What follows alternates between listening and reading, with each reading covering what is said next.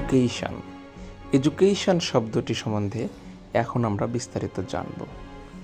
Viewers, চ্যানেলটি যদি আপনারা সাবস্ক্রাইব না করে থাকেন তাহলে চ্যানেলটি সাবস্ক্রাইব করুন এবং বেল বাটন অল করে দিন। ইংরেজি সংক্রান্ত যে কোনো ভিডিও আপনারা এই চ্যানেলের মাধ্যমে পেয়ে যাবেন।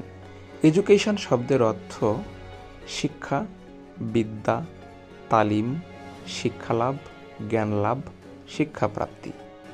এডুকেশন শব্দটি নাউন, সিনোনিম বা সমার্থক শব্দ।